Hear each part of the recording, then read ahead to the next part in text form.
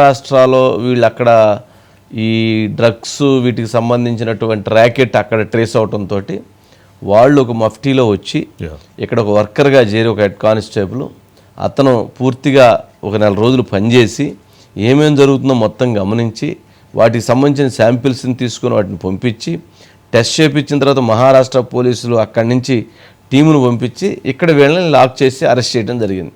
దీంట్లో చాలా అంశాలు, సంచలనమైన అంశాలు బయటకు వస్తున్నాయి. దీంట్లో చాలామంది యొక్క పాత్రలు కూడా ఉన్నాయి అని అంటున్నారు. అవేంటనేది తెలియాల్సిన అవసరం ఉంది. మధు ఏంటి ఇప్పుడు తానే ఉంది కదా సార్, తానే ముంబై తానే ఉంది కదా. అవును, అక్కడ ఒక లేడీ సార్ 23 సంవత్సరాలు ఆ యువతి ఎవరైతే ఉన్నారో ఆ యువతి రోడ్డు మీద తిరుగుతూ ఉంటే అక్కడ ఉన్నటువంటి పోలీసులకు ఒక సమాచారం వచ్చింది, సంథింగ్ రాంగ్ ఈ లేడీ దగ్గర ఉంటే వెంటనే ఆమెను అదుపులోకి తీసుకొని విచారిస్తే 23 లక్షల విలువ చేసేటటువంటి డ్రగ్స్ ఆమె దగ్గర దొరికింది. సరే అసలు ఏంటి ఇంత డ్రగ్స్ ఈమె దగ్గరికి ఎలా వచ్చాయి అని విచారించినప్పుడు డైరెక్ట్ చర్లపల్లి కనెక్ట్ అయింది సార్.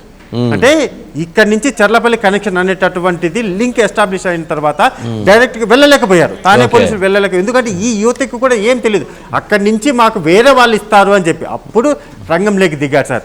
మారు వేషాలు వేసుకున్నారు, కూలీ పనిగా కూడా రంగంలోకి దిగారు. అంటే వాళ్ళు కూడా డ్రైవర్లుగా కూడా వెళ్ళారు. అలా వెళ్తూ చివరికి చర్లపల్లి దగ్గరికి అయితే సార్ అలా లోపలికి వెళ్ళిన తర్వాత ఓలెట్టి శ్రీనివాస్ విజయ్ ఎవరైతే ఉన్నారో అతను బ్యాక్గ్రౌండ్ ఒకసారి పరిశీలించాం సార్. అసలు ఎవడు ఏంది అని ఎంక్వైరీ చేసినప్పుడు సాఫ్ట్వేర్ కంపెనీలు పెట్టారు సార్, ఎత్తిపోయాయి. కొంతమంది దగ్గర డబ్బులు తీసుకున్నాడు, వాళ్ళకు డబ్బులు ఎక్కొట్టాడు, ఉండేటటువంటి అపార్ట్మెంట్లకు వాటికి రెంట్లు కట్టాడు. ఇలా అన్ని మోసాలు చేసుకుంటూ రావడమే ఇతని పని. అన్నిట్లో కూడా నష్టాలు రావడంతో ఇంకా ఏం చేయాలి అనుకున్నటువంటి అతనికి ఇది దొరికింది సార్. ఈ డ్రగ్స్ తయారు చేస్తే కోట్లాది రూపాయలు ఈజీగా వస్తుంది. ఫస్ట్ ఇతను 2 తెలుగు రాష్ట్రాల్లో మాత్రమే మొదలు పెట్టారు సార్. ఆ తరువాత ఇదేదో లాభం బాగానే ఉందని చెప్పి మొత్తం ఓవరాల్ గా ఇండియా వైడ్ గా కూడా ఈ డ్రగ్స్ సప్లై చేయడం అయితే మొదలు పెట్టాడు. అలా సప్లై చేయడంలో భాగంగానే ముంబైలో తానేలో ఉండేటటువంటి ఒక యువతి, అది కూడా మలేషియాకు సంబంధించినటువంటి ఆ యువతికి డ్రగ్స్ ను అమ్మడానికి ఫెడరల్ గా పంపించినప్పుడు అక్కడ పోలీసులకు దొరకడంతో ఈ లింక్ అంతా కూడా బయటపడింది సార్. మధు అంటే జనరల్గా ఇప్పుడు 35,000 లీటర్లు లేదా ఇంత పెద్ద చేసేటప్పుడు అది డ్రగ్స్ అంత పెద్ద లార్జ్ స్కేల్లో చేయటం సాధ్యమైద్దా ఒకటి. రెండోది అలా చేస్తున్నప్పుడు అక్కడ ఉన్నటువంటి ఎంప్లాయీస్కి జనరల్గా డౌట్ వచ్చింది ఎందుకు చేస్తారు, కానీ అది ఏదన్నా కెమికల్ తయారు చేసిన తర్వాత దాన్ని ఏదైనా చేంజ్ చేశారా లేకపోతే ఎట్లా? కరెక్ట్ సార్, మీరు అడిగింది చాలా మందికి ఇదే డౌట్ వస్తుంది. అతను ఏం చేసేవాడంటే ఓలెట్టి విజయ్ శ్రీనివాస్ ఎవరు అతను రోజు వచ్చేటటువంటి కూలీ రోడ్ల మీద కూలీ పనులు చేసుకుంటూ ఉంటారు కదా సార్. అంటే డైలీ కూలీ పనులు చేసి వచ్చేవాళ్ళు వాళ్ళను 2 రోజులు మాత్రమే తీసుకొస్తాడు సార్. మిగిలిన 3వ రోజు వీళ్ళు ఉండరు. వీళ్ళు కాకుండా వేరే వాళ్ళని తీసుకొని వస్తాడు. ఎందుకు అలా తీసుకొని వస్తా అంటే వాళ్ళకి అనుమానం వచ్చి మళ్ళీ బయటికి ఏదైనా ఇన్ఫర్మేషన్ వెళ్తుందేమని.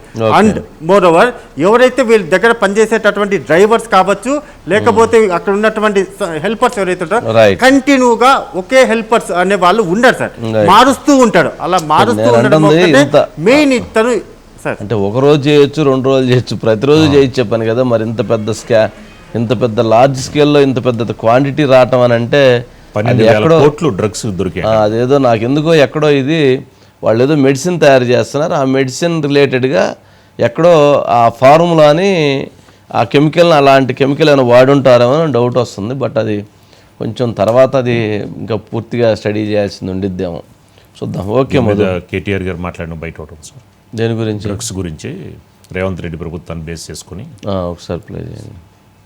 దాడి చేసి మహారాష్ట్ర పోలీసులు వచ్చి హైదరాబాద్లోని చర్లపల్లిలో దాడి చేసి 12,000 కోట్ల డ్రగ్స్ పట్టుకున్నారు. నేను ముఖ్యమంత్రిని అడుగుతున్నా, నీకేమైనా ముడుపులు ముట్టినాయి? ఇలా 12,000 కోట్లు 21 నెలల నుంచి ఏం చేస్తున్నావు? నీ ఈగల్ ఏం చేస్తుంది? నీ హైడ్రా ఏం చేస్తుంది? నీ హోంమంత్రిత్వ శాఖ ఏం చేస్తుంది? నీ పోలీస్ ఇంటెలిజెన్స్ ఏం చేస్తుంది? ముడుపులు తీసుకోవడంలో బిజీగా ఉన్నారా? ఎట్లా హైదరాబాద్లోని చర్లపల్లిలో 12,000 కోట్లు డ్రగ్స్ ఇప్పటిదాకా దొరికింది. మహారాష్ట్ర పోలీసులు వచ్చి దాడి చేసేదాకా మన పోలీసులకు ఖబర్ కూడా లేదు.